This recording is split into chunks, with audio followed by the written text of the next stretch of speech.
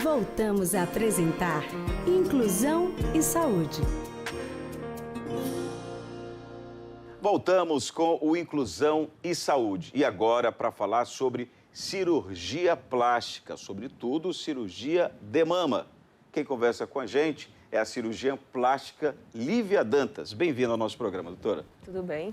Graças a Deus, tudo caminhando, mas esse é um assunto que mexe com a autoestima toda vez que a gente fala em mexer em alguma parte do corpo, mas existem alguns aspectos que precisam ser considerados. No que se refere à mama, tem aquela questão estética e tem a questão necessária. Vamos começar exatamente no que se refere à questão necessária. Muitas mulheres precisam fazer a reconstrução mamária. Por que elas fazem isso? Algumas das vezes relacionada aí à questão do câncer de mama. O que tem sido orientado para essas mulheres? O que tem sido dito? Todas têm que fazer a reconstrução quando são vítimas do câncer? Porque eu já vi algumas mulheres dizendo, olha, eu vou fazer a retirada da mama, mas não quero fazer a cirurgia plástica. O que é orientado nesse sentido? Então, a reconstrução de mama ela é um direito da paciente, tá? A paciente, quando submetida a um procedimento de ablação da mama, de retirada da mama por doença, ela tem garantido por lei, é uma lei que foi sancionada pela presidente Dilma, o direito da reconstrução mamária, seja ela tardia ou seja ela no mesmo momento da ressecção da mama. Quais são os critérios que estabelecem isso? Vários fatores.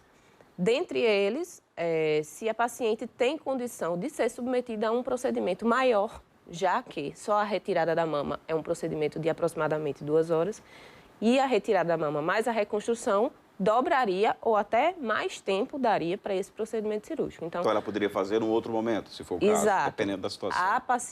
A gente avalia a paciente como um todo e existem, inclusive, critérios da doença mesmo que estabelecem que essa reconstrução seja feita em um segundo momento. Tem pacientes que realmente não têm essa necessidade pessoal. São poucas, geralmente pacientes mais velhas que não querem se submeter a uma reconstrução, mas pacientes jovens, em geral, já chegam no consultório perguntando qual é o momento que ela vai ser reconstruída.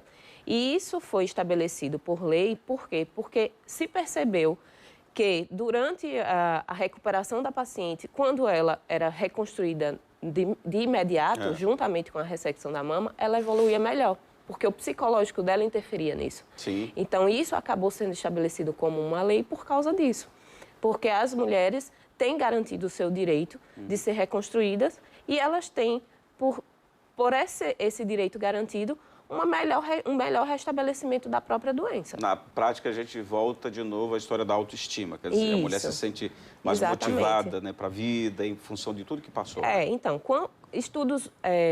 os estudos mostram que as mulheres, quando são submetidas à mastectomia, que é a ressecção da mama, elas se sentem mutiladas, porque é a maior representatividade da feminilidade. A mama, para a mulher, tem muito significado. E isso acaba tornando a mulher depressiva, elas não se sentem parte do tratamento, então elas acabam, às vezes, deixando de lado esse tratamento. Então, a gente só não reconstrói a mulher de imediato realmente quando ela tem critérios que impedem isso. Seja por idade, seja por alguma comorbidade que ela tenha, pacientes que são hipertensas, diabéticas, tabagistas. A gente pesa alguns fatores que se agregam e tornam até a reconstrução um pouco... não é nem que seja difícil, às vezes ela é realmente contraindicada, porque você vai trazer mais malefício do que benefício para a paciente. Tá, agora, eu já ouvi, como eu falava até no início, pessoas que foram vítimas de câncer dizerem, talvez por medo, por algum outro tipo de receio, olha, eu vou tirar uma mama só, não quero fazer. Ela tem esse direito, né? Ou isso vai trazer consequências para ela se ela não fizer a reconstrução? Não, consequências não traz. A consequência geralmente é psicológica, né? Tá. Se ela, como pessoa, se sente bem em se manter sem a mama, que existem pessoas que não se preocupam com isso. São poucas, mas existem. Então, não existe por que obrigá-la a se submeter a uma reconstrução. Existem casos de paciente, por exemplo, que se submeter a uma reconstrução meio que a contragosto, por uma indicação ou por uma orientação da família, porque a família insistiu, e ela se sentiu pior do que se ela não tivesse reconstruído. E a gente já teve caso de ter que retirar prótese de paciente porque ela não queria. Ela não sentia que aquilo fazia Sério? parte dela. Sim. É raro, mas né? acontece. Então, o que tem que prevalecer é a vontade da paciente. A paciente tem o desejo de ser reconstruída? Tem. Então, ela vai ser submetida a toda a avaliação, todo aquele interrogatório de saúde e até psicológico mesmo, para que ela, quando se submeta ao procedimento, se sinta realizada. Até porque a gente tem que mostrar à paciente que uma mama reconstruída nunca vai ser igual a uma mama natural. É uma mama totalmente diferente, é uma mama que não tem, em geral, o complexo da areola, porque geralmente é retirado durante o procedimento cirúrgico. Isso vai ser um outro momento de cirurgia para fazer uma reconstrução também. Então, a cirurgia de reconstrução, ela não é só aquele primeiro momento. Ela tem fases. Tem etapas, exatamente. Agora, seria interessante se a senhora puder nos explicar essas etapas, digamos, de quando a pessoa precisa retirar a mama, sobretudo por causa de um câncer, ou as mamas, porque há quem diga, e tecnicamente eu não sei, mas eu já ouvi e li algumas coisas a respeito, dizendo que é preferível que você tire logo as duas, mas eu acho que de cada caso, né? Isso. Depende de cada caso aí, por precaução. Já tiveram pessoas, até artistas, que tiraram, arranqueia e fazem campanhas e tal, que é melhor do que você ter ali. Então, é possível dizer quais fases, assim, como é que ocorrem essas fases? Então, dado o diagnóstico da doença, a paciente ela vai passar primeiro por um cirurgião oncológico, né? Ele vai estabelecer qual é o tipo de tratamento, em que fase da doença a pessoa está, vai estabelecer o tipo de tratamento que vai ser feito para aquela paciente, para aquela patologia. E aí ele encaminha para o consultório do cirurgião plástico, que juntamente com o cirurgião oncológico vão determinar qual é o melhor momento. Se a paciente ela tem uma neoplasia mais avançada, que vai precisar de imediato passar por uma quimioterapia antes do procedimento cirúrgico e que a gente já sabe que pós cirurgia ela vai ser submetida à radioterapia, a gente, em geral, prefere que a reconstrução seja uma reconstrução tardia. Porque doenças mais avançadas significam em procedimentos cirúrgicos mais agressivos. Entendi. Então, quando a paciente tem uma fase inicial, que a ressecção da mama, por si só, vai resolver o problema, é curativa, como a gente chama, essa paciente tem mais chance de não precisar de uma radioterapia, que às vezes já, com já o anátomo, pena, né? Exato, com o anátomo patológico às vezes a gente é surpreendido, mas em geral, pela primeira avaliação, ela não precisaria. Então, a gente orientaria uma reconstrução imediata. Após o procedimento, a imediata você faz casado, faz o procedimento de ablação, entra o cirurgião oncológico, o mastologista, e em sequência entra o cirurgião plástico, né? E faz o procedimento. 4 horas Às vezes mais, dependendo do que seja escolhido. Porque se a paciente for fazer uma reconstrução apenas com a colocação de uma prótese e cobertura com pele, é uma cirurgia tranquila. Agora, às vezes, a gente precisa rodar músculo para poder cobrir aquela prótese, porque a paciente não tem um tecido cutâneo suficiente para cobrir aquilo ali.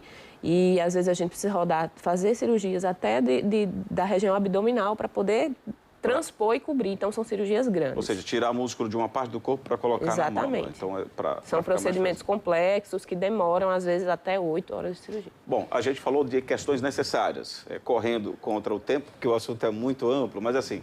E tem as mulheres que estão bem de saúde, estão na sua totalidade, mas se olham e dizem, eu estou com a autoestima lá embaixo, eu tenho poucos seios, eu quero colocar mais, eu quero colocar prótese. Outras vezes, eu tenho muito, eu quero tirar. Outras até por necessidade, questão de coluna e tal. Então, quando é que é recomendado, vamos dizer assim, de um modo geral, que a mulher faça isso? É só por uma questão estética mesmo, ou a questão psicológica, autoestima, ou não? Existem situações que também é necessário que ela faça, fora a questão do câncer que a gente falou? A cirurgia estética é uma cirurgia motivada pela vontade da paciente. Então, é uma cirurgia realmente que está ligada à autoestima. As pacientes geralmente procuram consultório porque querem se sentir mais bonitas, mais femininas. Como eu falei, a mama ela é um símbolo da feminilidade, né? Então, as mulheres procuram geralmente porque querem se sentir mais femininas. E então, o desejo da paciente, em geral, é o primeiro critério. Não tem uma contraindicação, em geral, para se colocar uma prótese mamária estética. Só se a paciente tiver realmente algum fator de saúde que a impeça de se submeter a um procedimento cirúrgico, mas não necessariamente ligada a procedimento de colocação de implante mamário. E com relação à quantidade? Eu quero colocar uma prótese, mas eu quero colocar mais do que eu... Porque já tiveram situações assim, Sim. Pessoas sofreram por causa disso, né? Na verdade, a indicação ela é do profissional. A paciente ela pode chegar com uma ideia do que ela quer, mas o volume que vai ser colocado é estabelecido pelo profissional. A paciente, ela, pela anatomia dela, pelo tamanho do tórax, pela largura das coxas, pela altura, a gente tem uma ideia do volume que ficaria adequado para ela. Nem tão pouco, nem demais. Porque quando você bota prótese em tamanhos exagerados, você tem a repercussão que você teria, por exemplo, numa paciente que tem uma mama grande natural. Porque a prótese pesa também. Então, em algum momento, a paciente vai sentir aquilo ali e vai dar problema, os mesmos problemas que uma paciente que tem mama grande sente. Mas já ocorreu, no seu caso, em um consultório, até na cirurgia, alguma paciente que quis e foi dito, eu quero forçando a barra, algo desse tipo? Acontece? Existem sempre pacientes que chegam querendo impor a sua vontade, mas a decisão é do profissional. A indicação é sua, porque foi você quem estudou para ver que aquilo ali é ou não indicado para a paciente, e você tem que ser claro para ela. Se você prefere colocar um volume maior, se a paciente tem esse desejo e o profissional se sente no direito de não fazer, ela vai procurar um outro profissional. Em algum momento ela pode até encontrar alguém que faça, mas, em geral, os profissionais eles têm a sua própria opinião e eles não são vencidos pela vontade da paciente. Porque tem que ser escolhido realmente aquilo que é bonito e saudável. Não adianta você transformar uma paciente numa boneca, ela ficar linda e daqui a alguns meses ela está com repercussões sistêmicas causadas por um procedimento estético. Para a gente concluir esse assunto, eu queria que a senhora olhasse para essa câmera e desse uma orientação, porque a senhora é uma profissional e eu acho que isso é necessário diante de muitos acontecimentos que a gente tem visto por aí.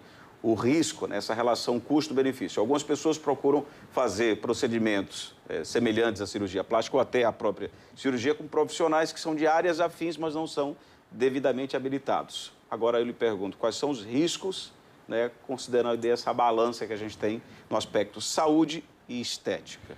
Então, a gente tem visto com muita frequência realmente uma procura pela realização de procedimentos estéticos e a gente tem que procurar, na verdade, o profissional que é mais capacitado, seja dermatologista para fazer procedimentos que não sejam invasivos ou cirurgião plástico e procedimento cirúrgico realmente com o cirurgião plástico, porque foi ele que estudou, a gente faz 6 anos de faculdade, 3 anos de residência de cirurgia geral, 3 anos de residência de cirurgia plástica e muitos cursos depois e durante. Então, a gente realmente está capacitado para isso.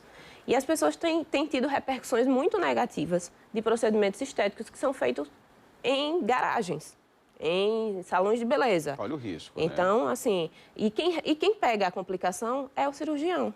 A gente recebe no consultório. Vai corrigir depois. Porque eles não têm habilidade para fazer essa correção. Então, qual é a recomendação? Então, a recomendação é que procure realmente um médico, uma pessoa habilitada, seja cirurgião dermatológico, seja dermatologista, seja médico, cirurgião plástico, para fazer esse tipo de procedimento. Inclusive, se você tem dúvida se a pessoa é cirurgiã plástica, você tem como verificar isso no site da sociedade.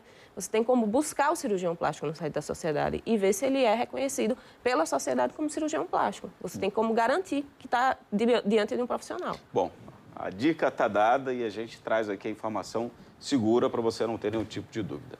Bom, doutora, muito obrigado pela sua vinda aqui. É a primeira de muitas, eu espero que não demore muito. Aliás, já tem um novo assunto que a gente vai tratar em outro programa. Tenho certeza que esse assunto vai interessar, de novo, especificamente as mulheres, tá? Estamos falando de outro tipo de cirurgia, que é a cirurgia nas partes íntimas. Vocês vão gostar desse assunto, pelo menos é o assunto do momento aí. Obrigado pela tua vinda aqui ao nosso programa e até a próxima. Obrigada. Nosso Inclusão e Saúde de hoje fica por aqui, agradecendo a você pela audiência e até uma próxima oportunidade. Até lá. Você assistiu Inclusão e Saúde, uma realização APAI de Aracaju.